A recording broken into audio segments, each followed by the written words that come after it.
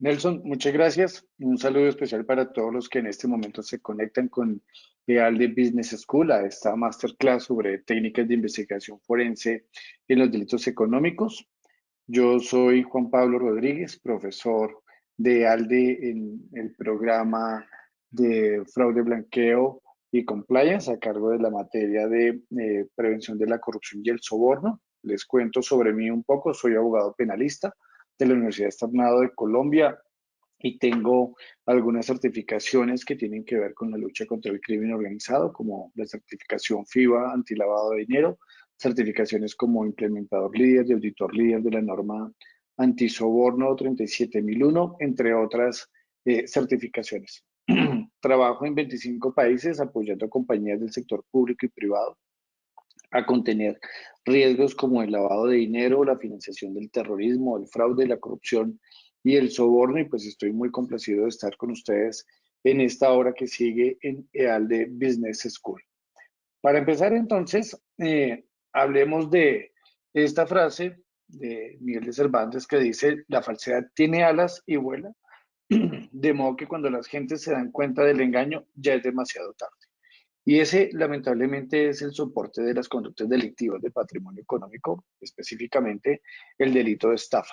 En la estafa, la habilidad es del delincuente, engañar a su víctima y cuando ésta se percata del engaño, pues ya no hay nada que hacer y los recursos ya se perdieron. Pero esa es solo una conducta de muchos de los delitos tipificados en las normas penales. Para introducir este tema que queremos presentar en esta masterclass, vale la pena que ustedes se aprovisionen de mucha literatura que les va a ayudar bastante para la tarea diaria de investigar, prevenir conductas delictivas. Y empiezo por este texto muy bueno del profesor Raúl Sacani, un profesor argentino, perdón, que tuvo a bien hacer una obra sobre auditoría forense. Allí van a encontrar bastante información que les puede ayudar muchísimo en la prevención y contención de conductas delictivas. También recomiendo este manual que ven en pantalla, donde pueden ver algunas herramientas que sirven para la investigación de los delitos económicos que vamos a ver en esta masterclass. Bueno, y empezamos con nuestro primer video. La lucha contra el crimen organizado debe ajustarse a los embates del avance y la tecnología. Voy a salir de la presentación un minuto para colocar un video y Nelson, porfa, me confirmas que aparezca aquí en pantalla.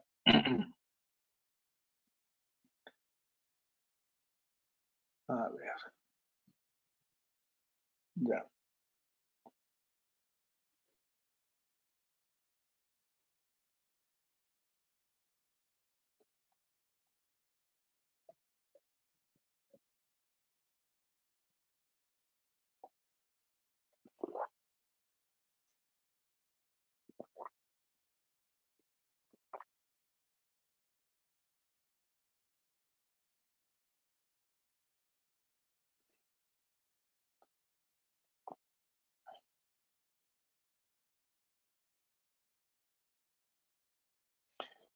Pues este video simplemente para diagramar cuán es importante ajustarnos a el desarrollo tecnológico en lo que llamamos hoy la revolución 4.0. Si seguimos dependiendo del papel, pues eso va a tener un impacto importante en las investigaciones, pero a veces también hay que ser bastante cauto en asumir retos en la investigación de una conducta delictiva y por eso no siempre es adecuado decir que sí a las tareas que se imponen en el mundo corporativo, porque puede ser que la investigación no tenga buenos frutos, puede ser que no se trate de una conducta delictiva o en el caso más complejo, puede ser que quien le contrate a ese auditor forense sea la persona que cometió la conducta delictiva y simplemente está buscando cubrir sus propias huellas. Pues bien, con esta introducción es muy importante que todos nos pongamos de acuerdo en lo conceptual, en los textos técnicos sobre auditoría forense, sobre investigación judicial o técnicas de investigación judicial o técnicas forenses, pues suele hablarse de fraude y suele hablarse de corrupción y para utilizar un estándar que probablemente muchos de ustedes conocen, vamos a remitirnos a la teoría del árbol del fraude. Y ahí ustedes ven en pantalla cómo la Asociación de Examinadores de Fraude, ACFE, tiene tres grandes ramas: la corrupción, la apropiación indebida de activos y los estados financieros fraudulentos. Ese árbol no tiene definiciones de contenido jurídico y por eso recomendamos especialmente que comparen el árbol con la legislación penal de sus países para poder tomar distancia de lo que aparezca allí y que no necesariamente coincide con lo que está en la norma penal. Por otro lado, es importante tener en cuenta los reportes que cada 2 años se emite ACFE, que son bastante buenos y que se conocen como el informe de las naciones. Con gusto, a la vuelta de un correo, al final tienen mis datos, puedo compartir la última versión del informe de 2022, donde se da cuenta de la situación de la lucha contra el fraude ocupacional en el mundo.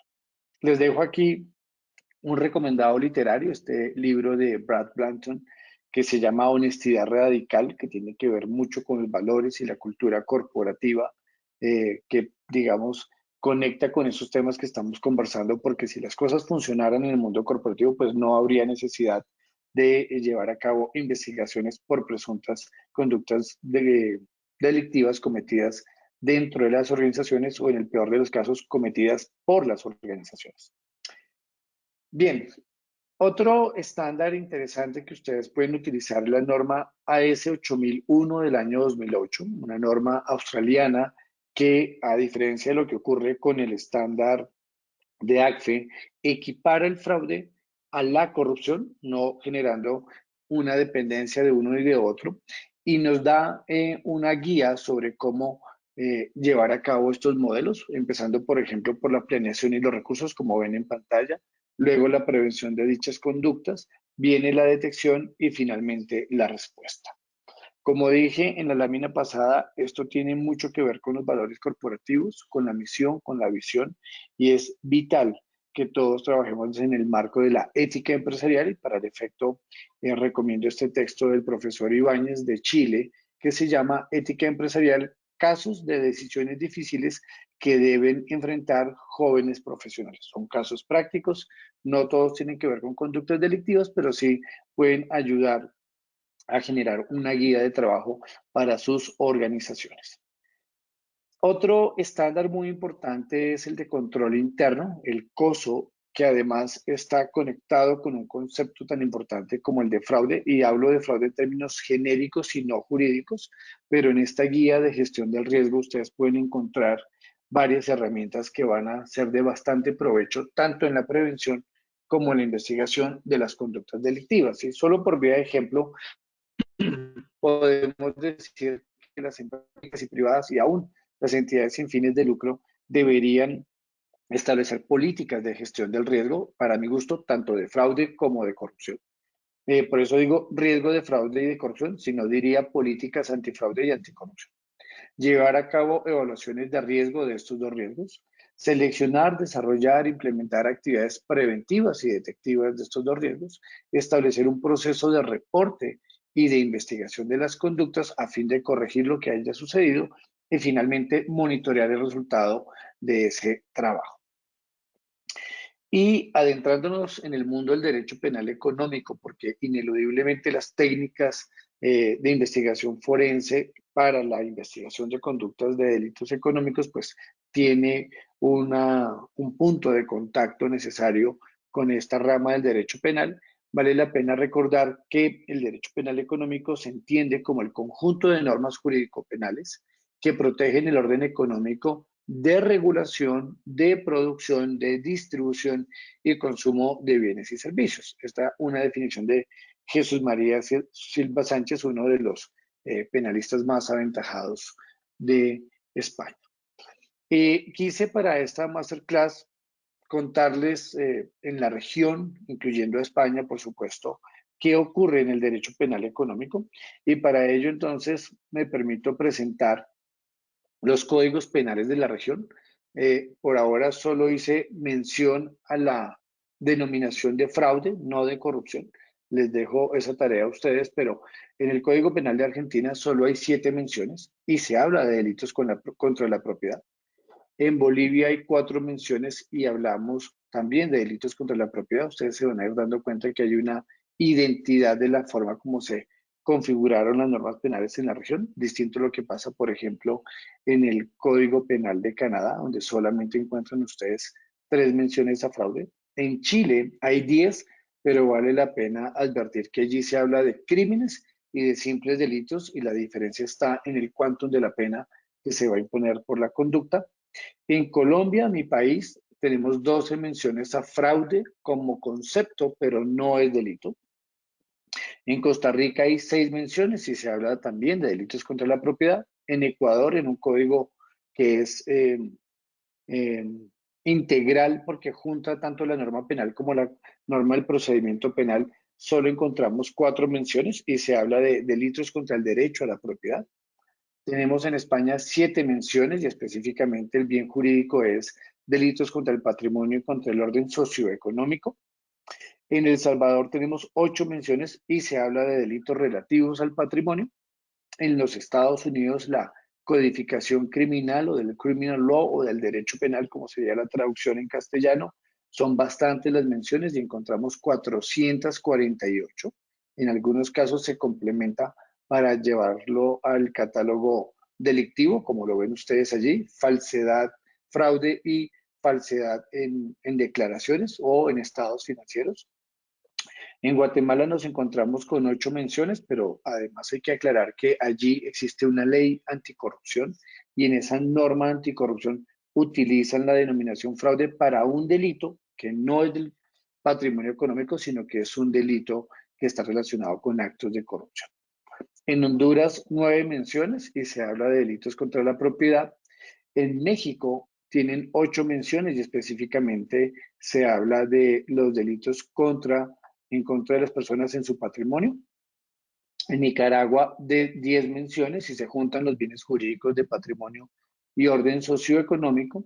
Y para ir cerrando, encontramos a Panamá con 5 menciones, a Paraguay sin ninguna mención de los códigos penales más desactualizados de la región, Perú con 9 menciones, la República Dominicana con igual número y muy parecido a la legislación penal chilena con estas 2 clasificaciones de crímenes y delitos. Ya saben entonces que se habla de crimen porque la pena es mucho más grave y se hace énfasis en los atentados contra la propiedad y Uruguay con igual número de menciones en delitos contra la propiedad y finalizamos con Venezuela hablando de delitos contra la propiedad con 5 menciones. Pues bien, ahí queda hecho el repaso del derecho penal económico comparado para que ustedes hagan sus validaciones. Les dejo de tarea ver cuántas veces en las codificaciones penales aparece el concepto corrupción y luego contrastar si es o no una conducta delictiva. El cuarto bloque lo he titulado Investigación o labores previas de verificación y esto por una razón fundamental y es que los particulares no llevamos a cabo tareas de investigación. Eso queda en manos de las autoridades de nuestros países, bien sea, por ejemplo, en Colombia, la Fiscalía General de la Nación con un cuerpo operativo muy destacado que es el Cuerpo Técnico de Investigaciones, o en otros países como México o Guatemala, hablar del Ministerio Público, o si nos vamos a España, hablar, por ejemplo, de la Guardia Civil.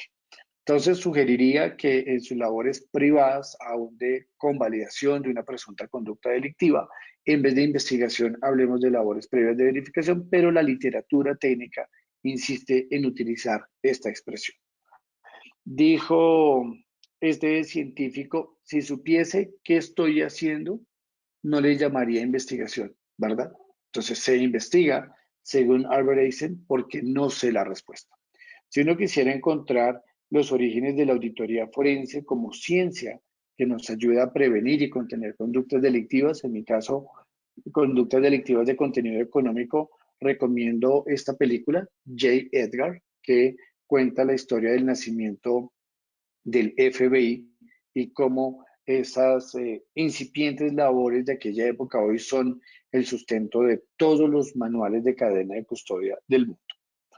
También Sherlock Holmes dijo, a veces la respuesta más sencilla es la correcta y suele lamentablemente pasar que las investigaciones duran mucho tiempo, se hacen ingentes inversiones de tiempo, de gente, de herramientas, hasta de tecnología sin lograr un resultado óptimo. Y por eso es bien importante que la persona que lleve a cabo la aplicación de las técnicas forenses esté entrenada y conozca de las conductas delictivas. Aquí ven abajo la diferencia entre indagar e investigar. Indagar es preguntar, investigar es cuestionar.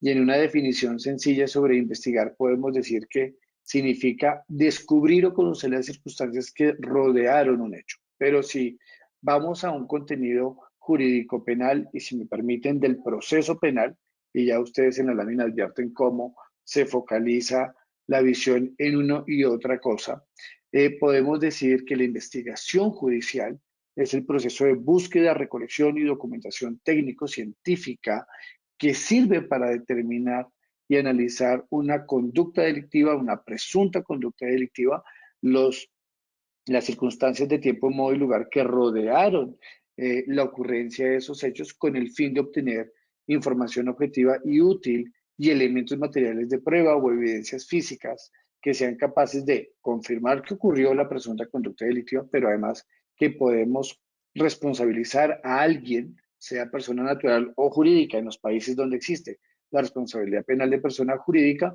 por dicha conducta. Aquí entonces vale la pena preguntarse cómo se lleva a cabo el trabajo. Los expertos siempre han sugerido que nosotros, los de las ciencias sociales, por ejemplo, los abogados penalistas, hemos pedido prestado de las ciencias naturales el método científico. Cuando ustedes hacen evaluaciones, pues uno podría ir por la técnica del triage y determinar qué tan rentable es o no la investigación, si en términos cronológicos de vencimientos de instancias procesales estamos ante una ventana de tiempo que nos permita llevar a cabo la investigación o no. Y por otro lado, echar mano de la técnica anglosajona del 5W2H, estas 7 preguntas que pueden organizar muchísimo la información de un investigador de una conducta delictiva, sin perjuicio de las otras, como estamos mostrando aquí, como el análisis de información y de documentos contables. Pero háganse estas 5 preguntas. ¿Por qué investigar? ¿Cuándo investigar? ¿Qué investigar? ¿Quién debería investigar? ¿Y cómo conducir una investigación? No podemos detenernos en cada una por razones de tiempo, pero rápidamente puedo comentar por qué se investiga. Porque necesito resolver si se cometió un delito, quiero saber cuál es la cuantía, quiero saber quién fue, pero también quiero saber por qué sucedió. O sea, dónde está la razón de que mi compañía pública o privada o entidad sin fines de lucro se exponga a esa conducta. ¿Cuándo? Pues eso va a depender de las normas del proceso penal de cada país. En algunos casos hay delitos como en Colombia que llamamos querellables. Eso significa que solo se tienen 6 meses para llevar a cabo este trabajo. Vencido ese término, se pierde cualquier oportunidad procesal de judicializar esto en el ámbito penal. ¿Qué se debe investigar? No solo se deben investigar los hechos, como veíamos en la definición, sino a las personas. Pero esa labor debería llevarla a cabo alguien experto, bien sea que está instalado en la organización, porque su compañía, su organización tiene un área específica de auditoría forense, como es el mote, digamos, hoy más utilizado, antes lo llamábamos áreas de gerencia de investigación o gerencia del riesgo de fraude. Hoy, digamos, pueden caber también en motes como el del compliance, específicamente para estas conductas, pero en otros lo que puede ocurrir es que la investigación la lleva a cabo un tercero que solo se llama cuando se requieren sus servicios. Entonces, ustedes definirán qué es lo más rentable para la organización. Y el cómo, pues se lleva a cabo la investigación con técnicas de investigación judicial, con técnicas forenses que aseguren que ese resultado pues puede tener un efecto en los procesos penales. Como dije, nosotros pues pedimos prestado del, del método científico a las ciencias sociales eh, este círculo virtuoso de trabajo para que las cosas nos funcionen. Podríamos hablar de las personas, de los procesos y de las prioridades, las 3 P's que deben estar presentes siempre en una labor previa de verificación o de investigación. Y aquí, solo a título de consejo, porque podría ser otra masterclass si habláramos solo de cadena de custodia, digamos, de ese proceso ordenado para recolectar la evidencia y el material de prueba, Pues digamos que el primer paso es obtener la evidencia, el segundo, conducir una entrevista, el tercero, documentar el resultado de la entrevista, y dependiendo de esos resultados es probable que yo deba repetir los tres primeros pasos, y si no es así, puedo tener un reporte de hallazgos.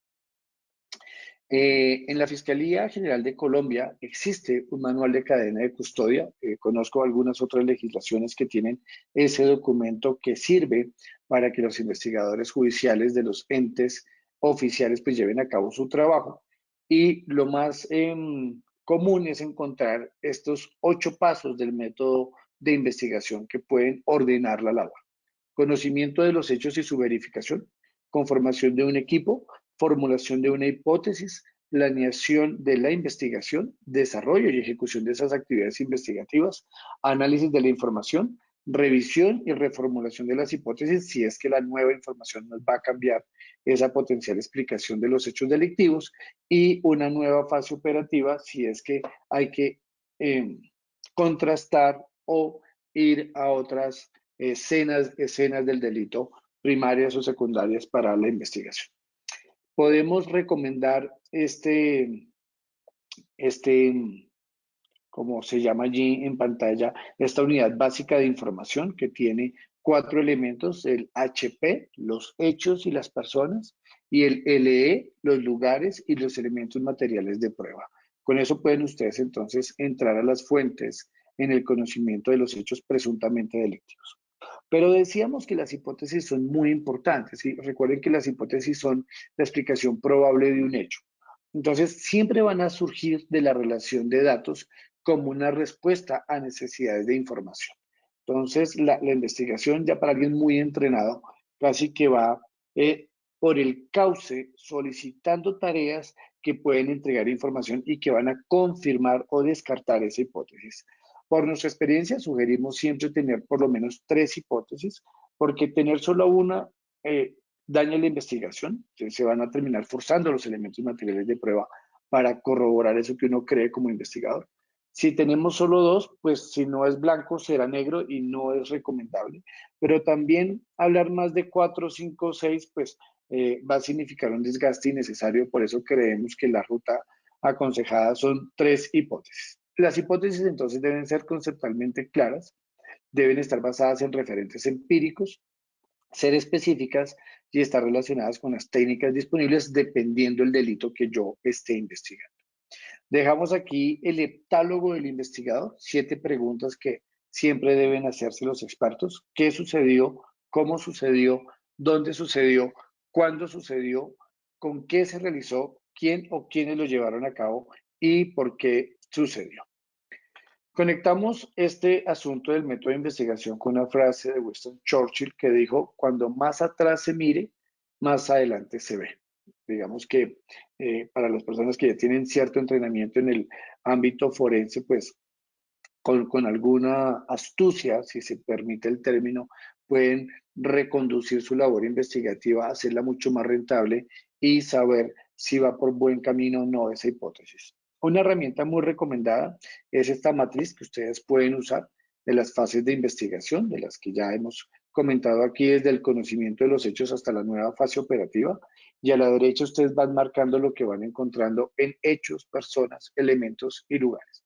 Como comenté, pues la tecnología nos ha generado muchos desafíos. Puede ser que ese lugar ya no sea un lugar físico, sino sea un lugar electrónico, sea un lugar que se encuentre en el ciberespacio, y entonces deberíamos incluir allí técnicas de informática forense. Pero por otro lado, vale la pena resaltar que la investigación de los delitos económicos no debe compararse con la investigación de los delitos de sangre, que suele lamentablemente estar allí muchas equivocaciones, porque en los delitos de sangre la prueba de la conducta delictiva lamentablemente es la propia víctima, ¿sí? Si hablamos de un homicidio, una lesión personal, pero en el caso de conductas económicas como el hurto, la estafa, la extorsión, el lavado de dinero, la corrupción, el soborno nacional, la prueba, en algunos casos documental, en otros casos testimonial, en otros casos pericial, pues no necesariamente va a estar, digamos, de forma física perceptible para el investigador. Por eso hay que entrenarse dependiendo de las conductas delictivas. Vamos a dejarles aquí algunos consejos prácticos, y el primero es: que investigar disuade. Es muy importante que en las organizaciones se tenga en cuenta eso, que sepan dentro de la entidad pública, privada o sin fines de lucro, que cuando hay un aviso de una presunta conducta delictiva, se va a llevar a cabo una investigación, que se da cero tolerancia a las conductas impropias en las organizaciones. Y esto debe reclasificarse dependiendo si hablamos de la criminalidad convencional, como he comentado aquí, los delitos de hurto o robo, según la denominación de su código penal, pero si hablamos de otras conductas mucho más complejas que encuentran asidero en el concepto de criminalidad no convencional, piensen en el soborno transnacional, piensen en las conductas económicas asociadas a delito informático, y por eso los protocolos de cadena de custodia, como ven ustedes aquí en el CSI, pues deben ajustarse a lo que yo estoy investigando. Entonces voy a usar esta pregunta de una película que voy a recomendar en la lámina siguiente y es, ¿cómo va a sonar si tengo que explicar mis acciones mientras estoy en el estrado de los testigos en un tribunal? Eso lo dijo Robert Downey Jr. en esta película que les recomiendo. Se llama El juez y cuenta la historia de un padre y un hijo que se ven enfrentados a un conflicto de interés en el marco de un proceso penal y que coincide con técnicas de investigación. No voy a hacer ningún otro spoiler de la película. Bien, voy a poner el otro video, estimado Nelson.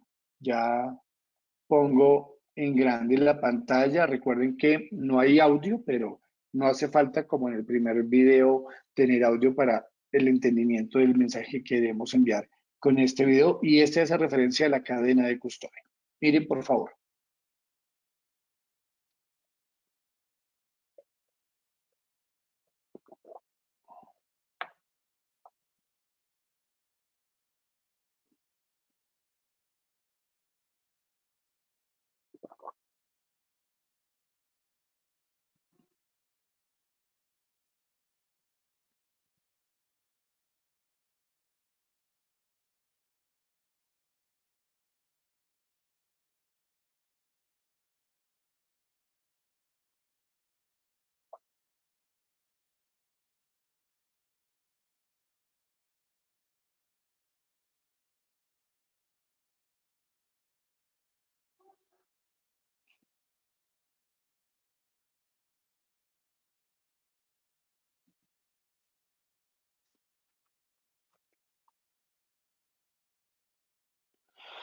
Bueno, como se pudieron percatar, este par de señoras con muy buena voluntad, pero muy mal entrenadas, acabaron echando al traste una escena del crimen. Recuerden que la escena del crimen no es solo donde se encuentran elementos materiales de prueba, sino pueden haber escenas secundarias del crimen o del delito donde la primera escena puede indicar que podemos encontrar más pruebas suficientes para demostrar la conducta delictiva. Entonces vale la pena que piensen cada uno en la legislación con la que trabaja, si tienen un protocolo de cadena de custodia, una herramienta que ordena la investigación y que dice cómo se recauda esa evidencia.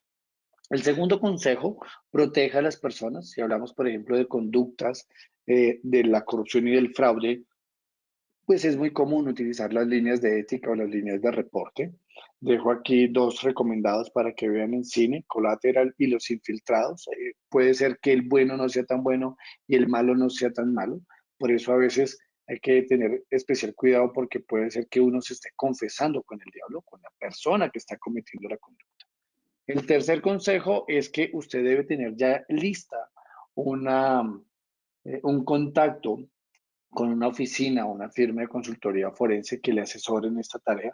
¿Sí? No sé si llamar al 911 o no sé si ustedes tengan contacto con los magníficos, pero lo que sí es cierto es que si no estoy preparado, pues difícilmente voy a atender las exigencias de una investigación de tipo penal. Cuarto consejo, recuerden que los archivos borrados no desaparecen y pueden ustedes consultar esto técnicamente con un informático forense. Hoy estamos en presencia de muchísimos ciberataques con ocasión de la guerra de Rusia sobre Ucrania y de muchos atentados a la información que a cambio terminan en conductas de extorsión, en inglés ransomware, y que se deben pagar ya no en dólares, pesos, euros, sino en criptoactivos. En ese menú de consejos, entonces, por favor, tengan en cuenta qué voy a hacer con la documentación, la que tengo en papel tradicional. Si voy a utilizar alguna herramienta como el Forensics Toolkit, que una parte de ella se puede vender a organizaciones privadas y el menú completo de la herramienta solo se puede entregar a las agencias de persecución de la ley, en inglés enforcement, pero en cualquier caso recomendamos la emisión de una solicitud documental de un documento formal, o sea, en los requerimientos, la citación judicial de eso que usted debe atender en un proceso penal, evaluar si hay información en esa escena del delito secundario que pudiera ser una oficina, evaluar desde el punto de vista forense los medios electrónicos, y aquí podemos hablar de mensajes de WhatsApp, de audios, de correos electrónicos, de información guardada en la computadora que utiliza esa persona que está siendo objeto de investigación, llevar a cabo entrevistas, aplicar el protocolo de cadena de custodia, donde usted pregunte cuándo, dónde y cómo fue recogido, embalado ese elemento material de prueba y siempre, por favor, asesórese de un abogado penalista experto en delitos económicos, no de un abogado penalista experto en delitos de sangre porque no va a aportar en las labores previas de verificación o investigación. Si usted lo que va a hacer es la entrevista como una técnica de recaudo de información, tenga en cuenta que usted es el que marca la pauta, ¿sí? Hay mucha información sobre cómo llevar a cabo una entrevista desde el punto de vista forense, si usted va a tomar una postura casual o autoritaria. Tenga en cuenta el escenario donde la va a llevar a cabo, si es la oficina, si es neutral, si es un lugar dispuesto para ello, por ejemplo, donde hay una cámara y se autoriza previamente por el entrevistado que va a ser filmado, si además puede haber un experto forense en lenguaje no verbal que puede hacer un análisis de cómo está mirando y cuál es la postura de ese entrevistado. Hay que preparar siempre las preguntas con anticipación, hay que hacerlas de manera clara y hay que asegurarse de que ese entrevistado conteste todas las preguntas, pero vaya con algún auxiliar que esté tomando nota de las respuestas para que usted como entrevistador forense no pierda la concentración de la información que está remitiendo ese entrevistado. Y tenga en cuenta siempre el lenguaje no verbal. El lenguaje no verbal es muy diciente y por eso el consejo número 5 es lo que no se dice es más importante. Los invito a que busquen esta serie, ya no está vigente, pero sigue siendo una muy buena herramienta, Lie to Me, ¿no? Que tiene un basamento técnico. Pueden buscar algunos libros que se usaron para esta serie. Bueno, y cerrando, podemos clasificar las técnicas de investigación en aquellas que son tradicionales y aquellas que son especiales. Dentro de las primeras, pues está el recaudo de información. Vimos las entrevistas, la revisión de medios de comunicación o lo que algunos expertos han llamado ahora análisis link. Ustedes ven esta imagen es tomada de las películas que a mí me gustan de Sherlock Holmes, cómo se van uniendo los puntos y uno puede encontrar la explicación de esa hipótesis que se planteó. Pero no olviden que una técnica muy importante hoy es la ingeniería social. Y la ingeniería social es la manipulación inteligente de la tendencia natural del ser humano a confiar. Entonces, hay que estar muy cautos con lo que estamos comentando. Existen muchas otras herramientas, como puede ser el análisis de datos que les muestro aquí en pantalla o la famosa cámara de Gesell, donde se hace una entrevista con observadores expertos atrás. Esta herramienta o técnica forense se inició en la investigación tristemente de conductas sexuales, en la que es muy importante valorar el lenguaje no verbal del presunto violador, pero que ahora ha servido mucho para la investigación de otro tipo de conductas, incluidas las de patrimonio económico. Pueden encontrar herramientas como la información dejada, por ejemplo, en las impresiones dactilares, conocidas comúnmente como huellas, o la información dejada en documentos electrónicos o en papel para determinar si hubo o no una falsedad, ¿sí? Si alguien está suplantando a otro, y ya algo mucho más específico como la biometría o el reconocimiento facial o del iris. En cualquier caso, es vital que tengan en cuenta que sus empresas se van a ver expuestas a una inspección judicial. Y quiero que tomen nota de ello porque hay que tener un protocolo de recepción, atención y respuesta de requerimientos de autoridades y un protocolo de recepción, atención y respuesta de inspecciones judiciales. Están las cámaras de videovigilancia y esto pues debe ajustarse siempre a la legislación de protección de datos personales. Y por el otro lado, una técnica que algunos conocen como el polígrafo, donde lo importante realmente no es el polígrafo, sino el tipo de preguntas y qué tan entrenado está el poligrafista, aunque en algunos juicios no se reconoce el polígrafo como un medio de prueba, sino como una fuente de información que sumado a otros medios de prueba puede servir al juez para tomar una decisión. Como comentábamos en la lucha contra la corrupción y el soborno, son muy importantes como técnica la información que podamos recaudar de las líneas de ética o hotline y algunas conductas delictivas que caben en el concepto de crimen organizado. Deben usar las TIs, técnicas especiales de investigación. Y las técnicas especiales de investigación son el agente encubierto, el agente provocador, las escuchas telefónicas y la entrega vigilada. Entonces, con eso se suscita la conducta delictiva o se interviene en el tracto de la conducta delictiva y hasta se participa de la conducta delictiva y es la única manera que ha encontrado la legislación procesal penal para detectar, encontrar y desmantelar redes de crimen organizado. Y cuando hablamos de crimen organizado, recuerden que estamos haciendo referencia a lavado de dinero, financiación del terrorismo, corrupción y soborno transnacional, eh, ahora atentados lamentablemente contra la fauna y la flora y un tema muy complejo de estos días que es el tráfico y la trata de seres humanos. Otra herramienta que ha venido ocupando un lugar importante es esta que se denomina OSINT, Open Source Intelligence Techniques, las técnicas de inteligencia de código abierto, que significa surfear por la información pública que aparece en Internet para armar un perfil de un blanco, un target que esté vinculado con la investigación. Eso tiene otros usos, no necesariamente delictivos, pero sí para evaluar, por ejemplo, la reputación de las compañías y de qué buena o mala información aparece de estas en redes como las que ustedes ven en pantalla. Y en otros hay observatorios para determinar qué tan buenas son o no las publicaciones de los gerentes o de las personas que lideran organizaciones, sin perder de vista que muy probablemente esas cuentas no las manejan ellos mismos, sino que tienen lo que se denomina como community manager para comentar en redes. Les invito a buscar un caso real, es un caso de la hermana República de Guatemala, se conoció como el caso La Línea. Abajo les dejo el link para que ustedes puedan profundizar. Es un caso que conecta con los delitos económicos que estamos conversando aquí de lavado de dinero y corrupción, específicamente corrupción política, de cómo dos personas llegan al poder en este país centroamericano y en el link van a encontrar cómo la anterior organización denominada CICIG, que investigaba la corrupción en Guatemala, llevó a cabo una auditoría forense que sirvió de soporte para las condenas penales de estas personas. Entonces les dejo esa tarea para su revisión. Y cierro con un trabajo que hice hace muchos años, por allá en 2011, esto fue ya hace 11, imagínense cómo pasa el tiempo, en la hermana República Dominicana que me pidieron hablar de auditoría forense y de consejos prácticos.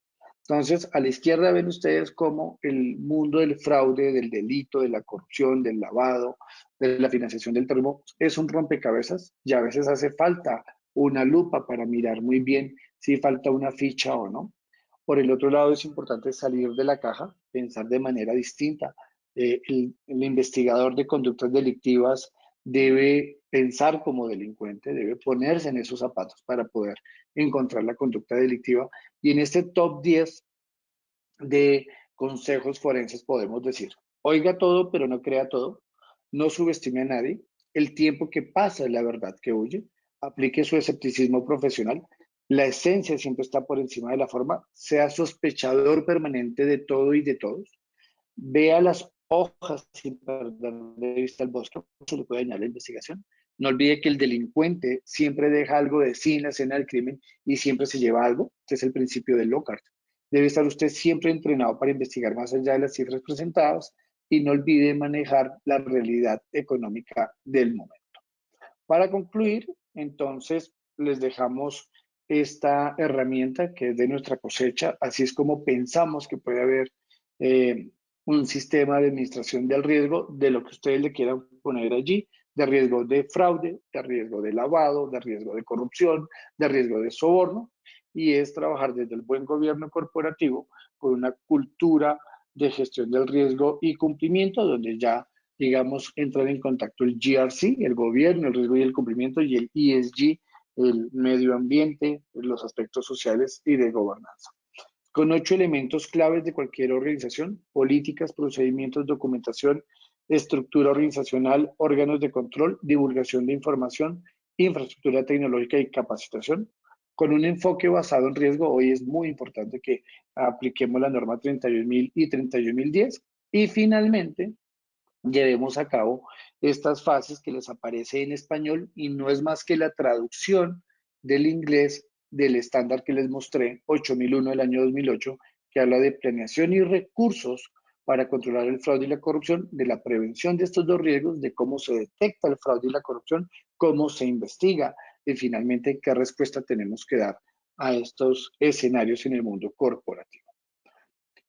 Trabajen en sus compañías desde la rendición de cuentas, dicho en inglés accountability, con 5 elementos fundamentales. Entreguen soporte, provean libertad, compartan información, entreguen recursos y sean bastante claros. La tecnología tiene que ser un partner para la lucha contra el crimen organizado y hoy hay muchos, la inteligencia artificial, el machine learning, el blockchain, entre otros. Así que yo les animaría a juntar estas dos ciencias, el mundo de la tecnología y el mundo de la investigación judicial forense, que puede tener, digamos, muy buenos resultados.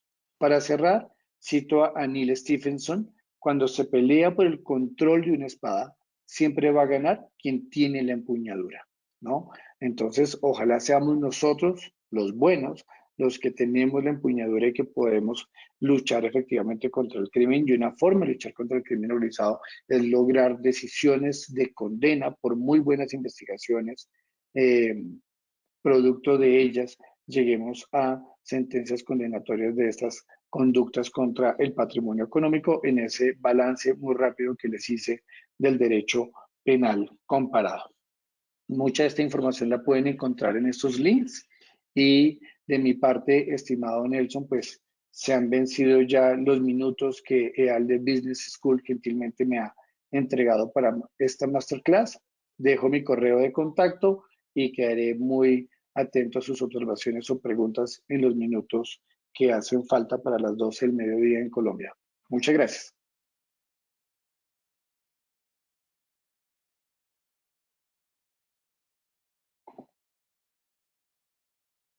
Bueno, Juan, estoy viendo aquí que nuestros asistentes nos están enviando muchos saludos, nos envían el agradecimiento. Adicional a eso, las preguntas que nos van mencionando Javier Sánchez dice que ¿qué herramientas utilizas para el análisis de datos en la investigación? Bueno, hay muchas herramientas, digamos, desde el típico Excel hasta el Forensics Toolkit. Eso va a depender del volumen de datos, de la robustez de los datos y del tipo de datos. Eh, es muy común encontrar que las cuatro grandes consultoras de servicios contables que ahora están eh, trabajando en la auditoría forense, tanto preventiva como detectiva, tengan sus propios aplicativos. Yo puedo mencionar algunos como eDiscovery y otro que se llama Encase, pero para no comprometerme con un nombre especial, diría que eso va a depender mucho del tipo de investigación y del volumen de los datos. Bueno, también nos pregunta María. Dice que, bueno, dice que muchas gracias, que excelente la presentación, que le deja muchas tareas.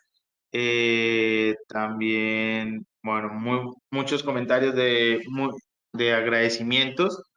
Estoy viendo más preguntas.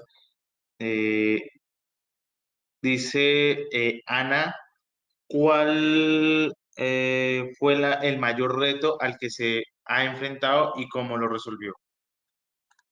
Esa es una muy buena pregunta, Ana, gracias. De los retos más complejos en la hay varios retos en las investigaciones desde el punto de vista penal. Yo me formé ya hace unos casi 20 años como abogado penalista.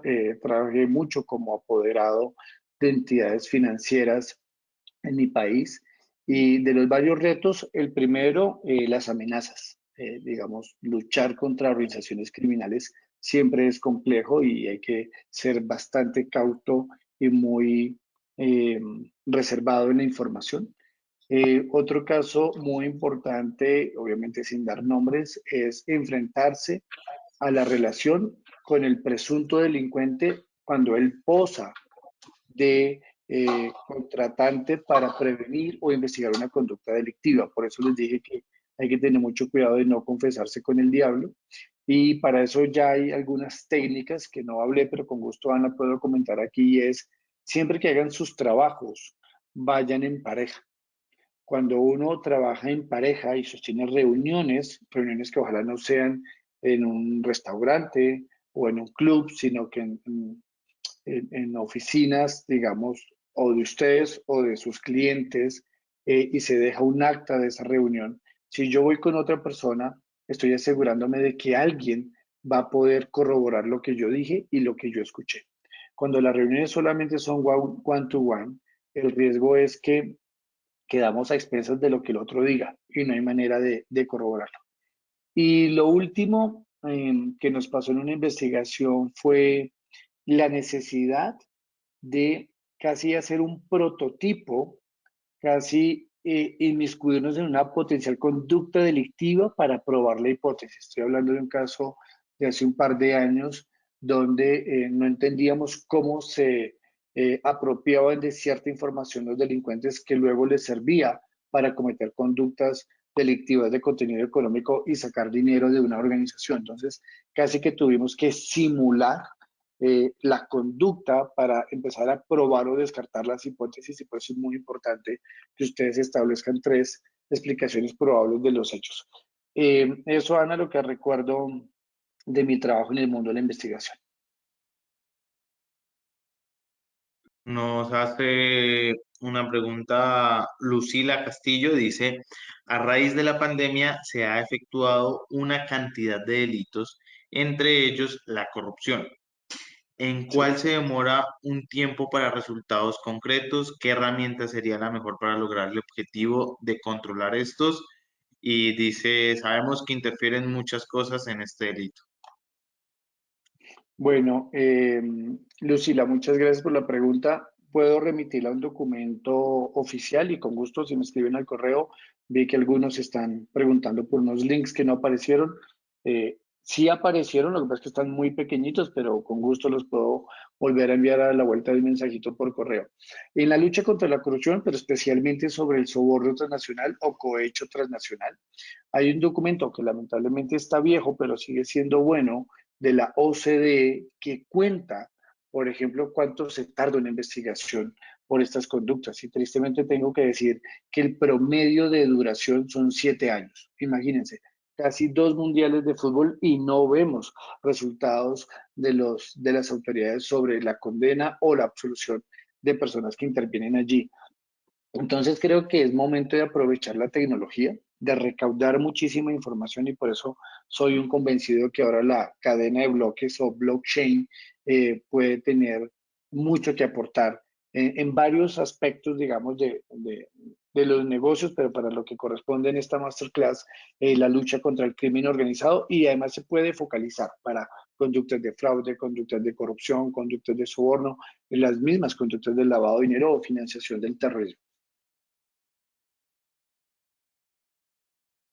Bueno, Lucila dice que muchas gracias. También eh, Olger dice cómo enfrentar a este tipo de personas que están cometiendo fraude sin que sospeche que está siendo investigado. Nos pregunta Bueno, Olger Víctor desde sí, Ecuador. O- Olger, muchas gracias por la pregunta. Existe una técnica, eso depende mucho de la legislación de cada país, pero normalmente la labor de los investigadores o los forenses cuando vamos a una organización a recaudar información, a aplicar la cadena de custodia para recaudar elementos materiales de prueba, pues no puede hacerse diciendo de entrada que tú eres forense y que estás recaudando información, porque eso puede lastimar la investigación y puede poner sobre aviso a los potenciales perpetradores del delito. Entonces, uno, dependiendo de la cultura organizacional y demás, puede disfrazar esa labor de, por ejemplo, un diagnóstico. No utilicen nunca la palabra auditoría porque siempre deja en alarma y sobreaviso a las personas, pero lo más recomendable es que no se focalice solo en unas áreas y procesos, porque eso es bastante diciente de que algo está ocurriendo, sino que usted tiene que asegurarse de que mira a muchos otros, aunque tiene foco en muy pocos. Entonces, esa es la manera de aproximarse a algunos casos sin sacrificar la investigación, pero puede ser que los delincuentes, siendo muy aventajados, se percaten. Existe otra que, como advertí en técnicas especiales de investigación, Olga, cuando hablamos de agente encubierto, el agente encubierto solo se permite para crimen organizado. Ya algunas organizaciones privadas y con muchas autorizaciones permiten infiltrar, en términos muy sencillos, aquí lo llamamos un topo, una persona que entra a la organización para recaudar información y conocer de esa cultura o mejor subcultura delictiva dentro de la organización y recaudar información. Pero eso requiere pues una experticia y valdría la pena que ustedes conversaran con un psicólogo forense, porque estamos hablando de conductas humanas y el entrenado para ello es un psicólogo forense. Bueno, Juan, nos pregunta Carlos y esta sería la última pregunta de la sesión. Nos dice, ¿cuál ha sido la evolución de la auditoría forense en Colombia? Bueno, pues muchísimas gracias, Carlos, por la pregunta. Yo hago parte del conjunto y equipo de profesores de la Universidad Externado de Colombia, una universidad que tiene, eh, si mal no recuerdo, entre 28 y 29 promociones del posgrado especialización de auditoría forense, que es el único que existe en América Latina, salvo algunos diplomados y una maestría en la que participo en UNEXPA, en la Universidad del Contador Público de Panamá, sobre auditoría forense. La evolución tiene varios puntos de contacto, Carlos. Uno, la evolución, digamos, académica, de entrenamiento, de capacitación, de cómo las universidades y otras organizaciones se están preocupando por entrenar a las personas, no solo en la investigación o en la detección. Yo soy más fan de la prevención, ¿sí? De que las cosas salgan bien desde el principio. Ese es el primer punto. El segundo, eh, ya no hablamos desde el punto de vista infinitivo de fraude o de corrupción. La evolución ha girado hacia hablar de riesgo de fraude y riesgo de corrupción, o mejor, riesgo de exposición a conductas delictivas. ¿Sí? El tercer tema importante es que ya se está elevando el nivel y la categoría de las personas que están a cargo de la prevención, la detección e investigación de estas conductas. Yo, que vengo del mundo de los bancos, allí se llamaban, por ejemplo, gerencias de seguridad.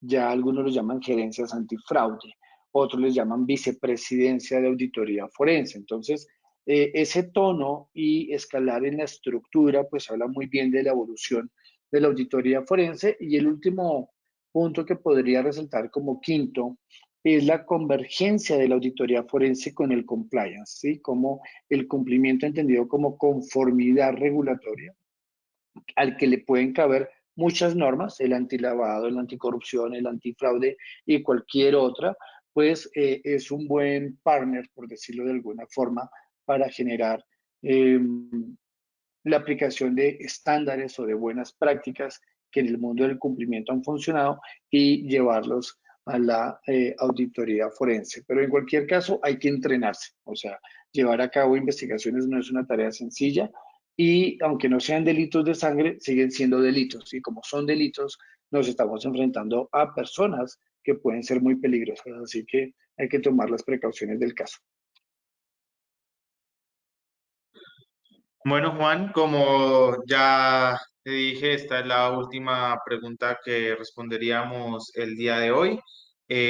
Sin más, decirles a todos los asistentes que muchas gracias y que todo el evento ha sido grabado para transmitirlo por vía correo electrónico. Lo subiremos también a nuestro canal oficial de YouTube y recordarles que el día de mañana recibirán la grabación junto con el certificado de asistencia, el cual al descargarlo solo deben habilitar las ventanas emergentes en su navegador. De resto, muchas gracias a ti por tu tiempo, por tu clase y hasta la próxima. Un abrazo. Gracias a todos.